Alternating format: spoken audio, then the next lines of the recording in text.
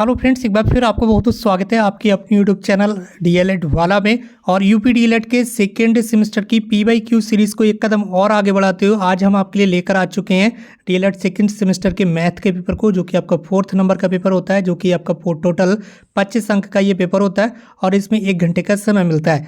आपको बता दें यहाँ पर 2021 में आपके 2 पेपर होते हैं। ये है एक आपका मैथ का और इसके बाद होगा आपका सोशल स्टडीज़ का। ठीक है, बाकी 2021 में और सेकेंड सेमेस्टर की परीक्षा नहीं हुई थी, ये चीज़ यहाँ पर आपको ध्यान रखना है। ठीक, तो इस वक्त की ये बड़ी अपडेट आपके लिए, आप इस क्लास को एंड तक कंप्लीट देख लीजिए ताकि पीवाईक्यूज़ की पूरी सीरीज आपकी कंप्लीट हो जाए। जिन्होंने अभी तक प्रीवियस क्लासेस को अटेंड नहीं किया तो सभी सब्जेक्ट की अलग अलग प्लेलिस्ट आपके लिए बना दी गई है, आप चैनल पर जाकर चेक कर लीजिए। सभी सब्जेक्ट की अलग अलग प्लेलिस्ट आपके लिए उपलब्ध है। जिस भी सब्जेक्ट की आप पीवाईक्यू सीरीज को अटेंड करना चाहते हैं देख लीजिए। अभी आपके यहाँ पर ऑब्जेक्टिव क्वेश्चन चल रहे हैं, इसके बाद आपके वेरी शॉर्ट आंसर टाइप आ जाएंगे। ठीक है, उसके बाद फिर आपके शॉर्ट आंसर टाइप भी सॉल्व करा दिए जाएंगे। तो जितने भी नए भाई बहन हैं तुरंत चैनल को सब्सक्राइब करके हमसे जुड़ जाएं ताकि सारी क्लासेस आपको लगातार मिलती रहें रेगुलर और परीक्षाओं तक आपकी बहुत ही अच्छे तरीके से सारी तैयारी हो जाए। तो चलिए, सबसे पहला प्रश्न आज के इस पेपर का आपके सामने स्क्रीन पर है। प्रश्न संख्या 1 में आपसे क्या पूछा जा रहा है, आप यहाँ स्क्रीन पर देख रहे होंगे। सबसे पहले ऑब्जेक्टिव क्वेश्चंस को ही हम यहाँ सॉल्व कर रहे हैं। तो प्रश्न संख्या 1 में आपसे ये पूछा जा रहा है कि निम्न किसी ठोस के द्वारा घेरे गए स्थान की माप क्या कहलाती है। कोई भी ठोस वस्तु है, ठीक है, कोई भी ठोस वस्तु है तो उसके द्वारा जो स्थान यहाँ पर घेरा जाता है, ठीक है, वो क्या कहलाता है। तो ठोस के द्वारा घेरे गए स्थान को आप क्या कहलाते हैं, उसकी माप को क्या बोलते हैं, उसे बोलते हैं आप आयतन। ठीक है, क्या बोलते हैं, आयतन। ये चीज़ यहाँ पर आपको ध्यान रखना है। ठोस के द्वारा जो भी स्थान घेरा जाता है, जिसकी कोई भी वस्तु है, जिसकी ये ठोस वस्तु है, बिल्कुल ठीक है, इसके ये ठोस वस्तु है। अब इस ठोस वस्तु के द्वारा आपको न कहीं पर भी इस ठोस वस्तु को कहीं पर भी रख दिया, ठीक है।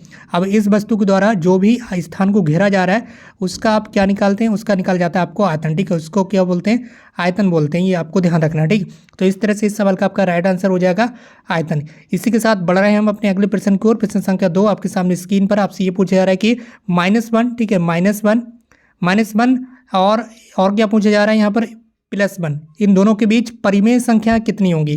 कितनी परिमेय संख्या आप यहाँ पर प्राप्त कर सकते हैं -1 और +1 के बीच। तो यहाँ पर दोस्तों -1 और +1 के बीच आप कितनी परिमेय संख्या प्राप्त कर सकते हैं, आप यहाँ पर कुछ भी अंदाजा नहीं लगा सकते। जैसे कि ये माइनस का 1 हो गया, ये 0 हो गया, ये प्लस का 1 हो गया, ठीक है, ये प्लस का 2 हो गया, ठीक है, इसी तरह से प्लस का 3, ठीक है। तो ये संख्या रेखा पर आप -1 और +1, जैसे कि यहाँ पर मान लीजिए माइनस परिमेय संख्या कौन सी होती है, जो इन्हें आप पीवाईक्यू के रूप में लिख सकते हैं। ठीक, तो -1 और +1 के बीच कितनी परिमेय संख्या होती है, जैसे कि यहाँ पर मान लीजिए 0.5 हो जाएगा आपका, ठीक है। इसके आप लिख सकते हैं 0.51, ठीक है। इसके बाद आप लिख सकते हैं 0.511, इस तरह से आप लिख सकते हैं 0.5111।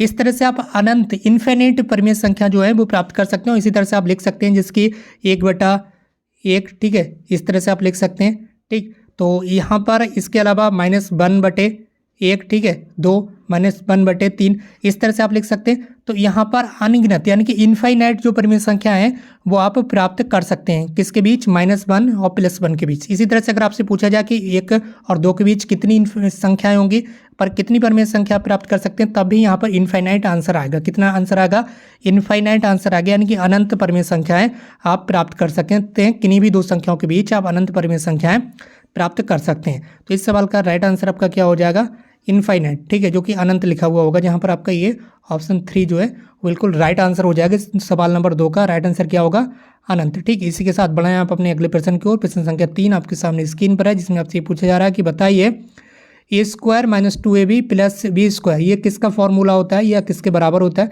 तो a² ये फॉर्मूले आपने पढ़े होंगे, +b², ठीक है, +b² + 2ab, ठीक है, एक फार्मूला ये होता है आपका, और दूसरा होता है आपका a², ठीक है, और दूसरा ये होता है आपका a² + b² - 2ab, ठीक है। तो आप देख लीजिए, ठीक है, आप देख लीजिए आपके सामने यही वाला फॉर्मूला लिखा हुआ है यहाँ पर, ठीक है, कौन सा, ये वाला a² हो गया, +b² इन्होंने इधर लिख दिया, -2ab इन्होंने यहाँ पर लिख दिया। तो ये किसका फॉर्मूला होता है, ये होता है आपका a - b का होल स्क्वायर, ठीक है, किसका होता है, a - b का होल स्क्वायर। तो इस सवाल का राइट आंसर क्या हो जाएगा, a - b का होल स्क्वायर, जहाँ पर भी आपको दिख जाए वही आपका राइट आंसर होगा।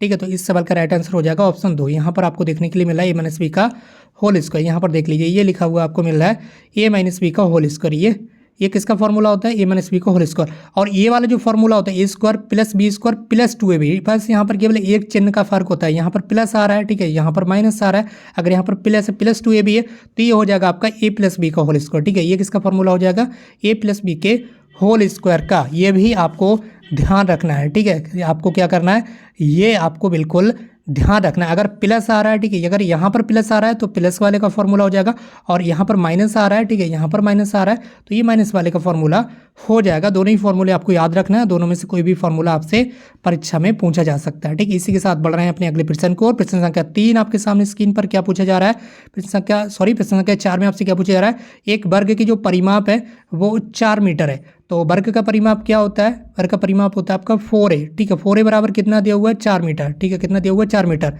उसका क्षेत्रफल, क्षेत्रफल क्या होता है, ए स्क्वायर, ठीक है, क्षेत्रफल क्या होता है, ए स्क्वायर। ए स्क्वायर हमें फाइंड करना है। अब जब तक हमें ए की वैल्यू पता नहीं होगी हम यहाँ पर कैसे फाइंड कर सकते हैं उसका क्षेत्रफल। तो ए की वैल्यू कहाँ से निकालेंगे आप, ए की वैल्यू कहाँ से निकालेंगे, जो आपके सामने ये परिमाप दिया हुआ है इसी से आप फटाफट ए की वैल्यू निकाल लेंगे। ए की वैल्यू निकालने के लिए ये जो 4 है इसे आप इधर बटे में भेज देंगे तो इधर हो जाएगा 4/4, ठीक है। आपको पता होगा जो यहाँ पर वर्ग होता है, वर्ग का परिमाप क्या होता है, 4a होता है, ठीक है। कितना होता है, 4a। 4a की वैल्यू हमें यहाँ पर दी हुई है, 4 दी हुई है। 4a की वैल्यू कितनी दी हुई, 4, ठीक है। ए की वैल्यू हमें पता करना है तो इस वाले 4 को आप इधर बटे में भेज देंगे, ठीक है, 4/4 हो जाएगा। ए की वैल्यू कितनी आई, 4/4, ठीक है, 4/4, 4 से 4 कट गया तो ए का मान कितना आया, 1। ए का मान कितना आया, 1। अब हम यहाँ पर ए का मान रख देंगे, ठीक है, ए स्क्वायर, ठीक है। तो 1 का आप स्क्वायर करेंगे तो कितना आएगा, ठीक है। ए का हमें स्क्वायर करना है क्षेत्रफल निकालने के लिए, ए के वैल्यू को क्या करना होता है, स्क्वायर करना होता है। और ए की वैल्यू कितनी आई है, 1। ए की वैल्यू कितनी आई है, 1, तो हम 1 का स्क्वायर कर देंगे। 1 का स्क्वायर हमेशा 1 ही रहता है, आपको पता होगा। तो राइट आंसर क्या हो जाएगा आपका, 1 हो जाएगा। अब जहाँ पर भी 1 मीटर स्क्वायर हो वहीं आपका आंसर हो जाएगा। 1 का अगर आप वर्ग करेंगे तो 1 ही रहेगा, ये तो आपको पता ही होगा, ठीक। तो इस तरह से आपका राइट आंसर हो जाएगा ऑप्शन 1, ठीक। तो उसका क्षेत्रफल कितना हो जाएगा, 1 मीटर स्क्वायर, ठीक है। तो वर्ग का क्षेत्रफल कितना हो जाएगा, 1 मीटर स्क्वायर, जो कि आपका राइट आंसर हो रहा है, ठीक है। इसके बाद आपका अगला प्रश्न, आपकी प्रश्न संख्या 5 आपके सामने स्क्रीन पर, फटाफट आप इसका आंसर कीजिए। प्रश्न संख्या 5 में आपसे क्या पूछा जा रहा है, अभी आप नीचे देख पा रहे होंगे ये अति लघु उत्तरीय प्रश्न आ रहे हैं, ठीक है, धीरे धीरे आ रहे हैं। लेकिन आपको ये जैसे ही सारे सब्जेक्ट के, ठीक है, सारे 2024 तक के सारे पेपर के ऑब्जेक्टिव क्वेश्चन सॉल्व हो जाएंगे, इसके बाद हम आपको ये अति लघु उत्तरीय प्रश्न कराएंगे। अभी पहले आप इनसे निपटिए, बाद में फिर इससे भी निपटाएंगे आपको। तो इसीलिए कह रहे हैं चैनल को सब्सक्राइब करके जुड़ जाइए ताकि कोई भी क्लास आपसे मिस ना हो पाए। अभी सभी सब्जेक्ट का, सभी ईयर का पहले आपको ऑब्जेक्टिव क्वेश्चन यहाँ पर सॉल्व किया जा रहा है, ठीक है। उसके बाद दोबारा से यहाँ पर आपको अति लघु उत्तरीय प्रश्न भी सॉल्व करा देंगे। तो निश्चिंत रहिएगा, हमारे साथ बने रहेगा, बस इसी तरह से बने रहेगा। प्रश्न संख्या 5 में आपसे पूछा जा रहा है कि निम्नलिखित में से कौन सा रैखिक समीकरण नहीं है। रैखिक समीकरण कौन सा होता है, सबसे पहले तो ये आपको पता होना चाहिए। रैखिक समीकरण वो होता है जिसमें चर की घात 1 होती है, जिसमें चर क्या होता है, ये जो x by Z P by Q ये क्या होता है, ये चर होता है। इनकी घात अगर 1 है, ठीक है, इनकी अगर कहीं पर भी घात लिखा हुई नहीं है तो उसकी घात 1 है। जैसे कि यहाँ पर बाई की घात कुछ भी लिखा हुई नहीं है तो आप इसे 1 मान सकते हैं, m की घात कुछ भी लिखी हुई नहीं है तो 1 मान सकते हैं, p की घात कुछ भी लिखी हुई नहीं तो 1 मान सकते हैं, ठीक है, इस तरह से। तो यहाँ पर अगर कुछ भी घात नहीं लिखी हुई तो 1 मान सकते हैं। तो इसमें कहीं पर भी आप सॉल्व करेंगे तो इसकी घात 1 है, इनकी घात 1 है। लेकिन जहाँ पर x की घात 1 से ज़्यादा होगी, 2 होगी, 3 होगी, 4 होगी, ठीक है, तो वो रैखिक समीकरण नहीं होगा। रैखिक समीकरण केवल वही होगा जहाँ पर चर में घात 1 होगी। तो आपको ऐसे ऑप्शन को फाइंड करना है जहाँ चर की घात 1 से ज़्यादा, यानी कि 1 से ज़्यादा हो, यानी कि 2, 3, 4, 5 हो, कितनी भी हो। तो हमें ऐसा ऑप्शन यहाँ पर ढूंढना है।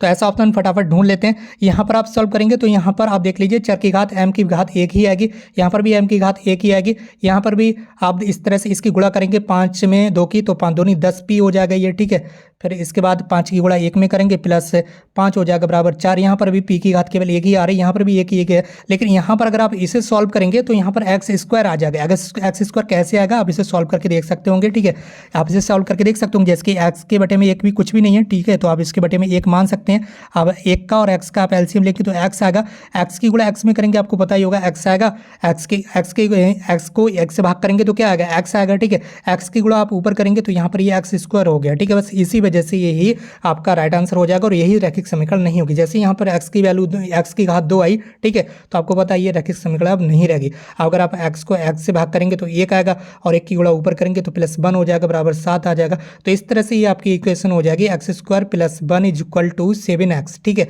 तो यहाँ पर x की घात क्या आ रही है, x की घात 2 आ रही है। जैसे ही x की घात 2 हुई, 1 से ज़्यादा हुई, चर की घात 1 से ज़्यादा हुई, यानी कि यहाँ पर चर की घात 2 हो गई, तो यही फिर आपका रैखिक समीकरण नहीं है। ये कैसा है, ये रैखिक समीकरण नहीं है। बाकी तीनों के तीनों कैसे हैं आपके रैखिक समीकरण है। बस यही चीज़ यहाँ पर आपको देखना होती है।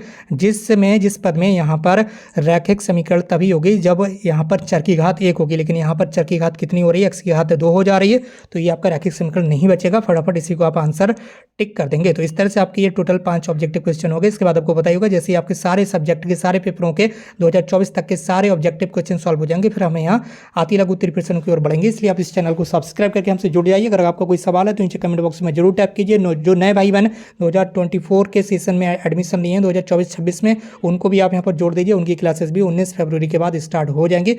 बाकी दोस्तों आज की इस वीडियो में बस इतना ही। मिलते भी एक नई वीडियो में एक नई इन्फॉर्मेशन के साथ। Thank you so much for watching this video.